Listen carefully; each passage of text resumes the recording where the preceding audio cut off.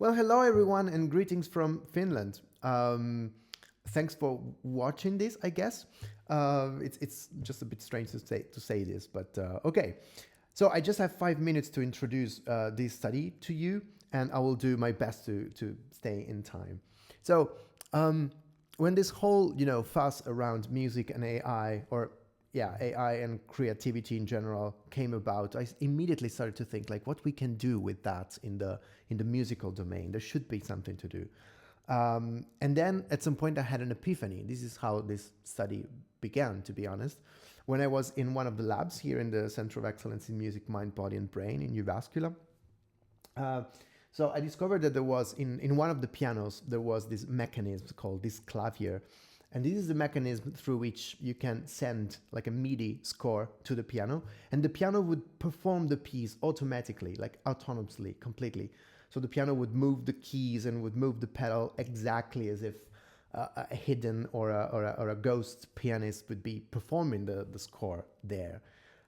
Which is very disturbing in a way, very strange, but I thought immediately that this was such a nice device to study prejudices against AI.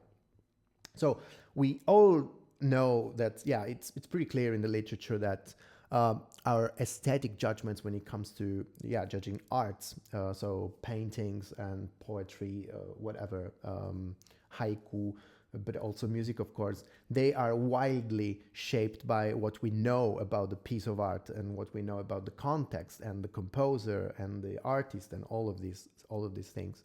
There have been beautiful studies showing these strong effects in all arts, and music is no exception in that. As regards the AI, there's a study back in 2023. There has been a study in 2023, and Shank and colleagues, they have found that classical music is less liked when it's framed as AI composed. But in this case, I wanted to kind of switch the perspective a little bit from the compositional side of music to the performing side, performative, let's say, side of music. So what we did is actually very simple.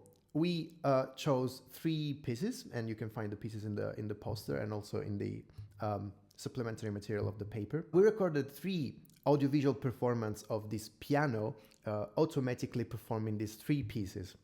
And then we asked our great colleague and great professional pianist, Chen Meng, to sit on the piano and pretend to perform the same pieces while the piano was automatically playing the pieces again.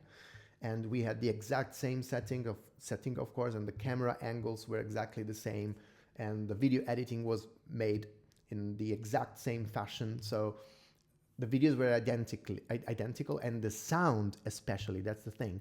The sound was exactly identical. It's just that in one case, the piano was, there was just the piano in the frames, and in the other case, there was also Chen, our good pianist, who was pretending to play the piece.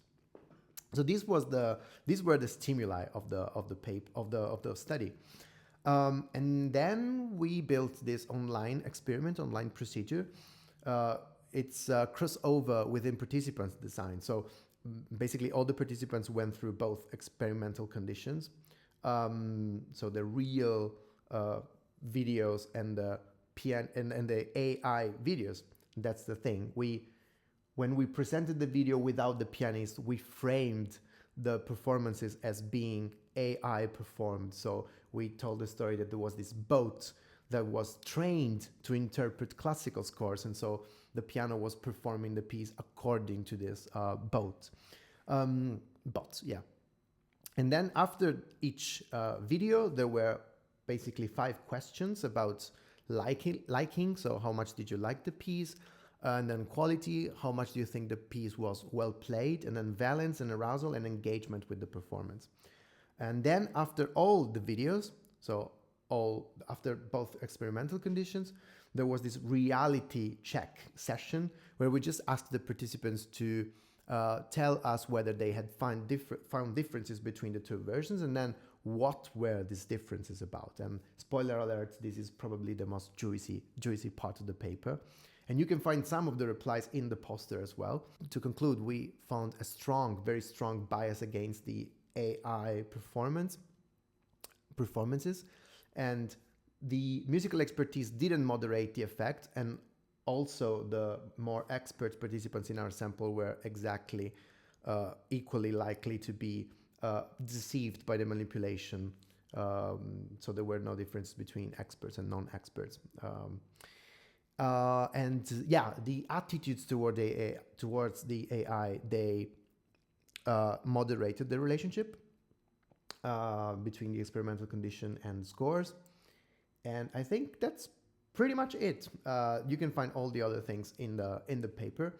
And yeah, thanks for watching this again. So to conclude, I would say, is there a difference between the audio and the AI audio and the real audio? False.